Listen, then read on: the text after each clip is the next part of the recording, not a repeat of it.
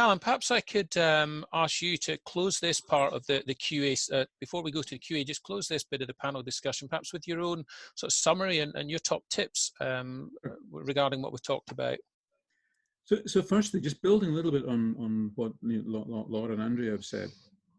In the context of being a leader, the way that I would perhaps challenge leaders is, are you part of the problem or are you part of the solution? And I think the first part of that is, as a leader, to be aware of your own situation and not to take your stresses out on the team. And it's so easy for that to happen without you even being aware of it. And Andrea mentioned self-awareness there, and I think that's absolutely critical. Just how stressed are you?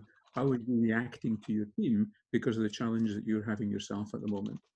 I think the second point, and again, that was brought out by both Laura and Andrea, is about communication, about uncertainty, and so on.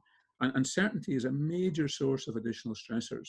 And there's a recent survey recently, and people were asked, would you rather have a strong shock now or a slightly weaker shock at some point in the future?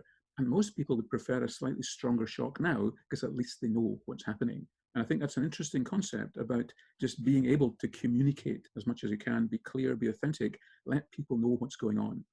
And then the final point is about different perspectives. And as a leader, you must have a huge amount of different challenges. You're spinning many, many plates, but you also have a lot more control than many of the people in your teams.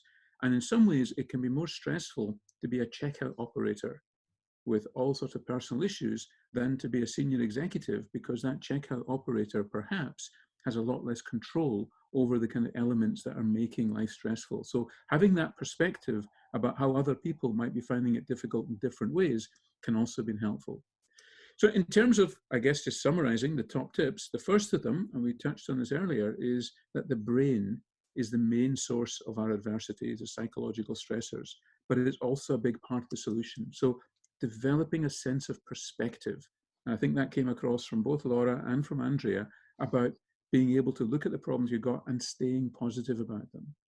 I think the second thing is being aware of how you're feeling, naming the emotions perhaps. I'm anxious, but this is why. Not to pretend it's not happening, but don't dwell on it, but be aware. And again, the point was made earlier about how important that self-awareness and perhaps showing a bit of vulnerability is important, when you're talking to your supporting people or your team.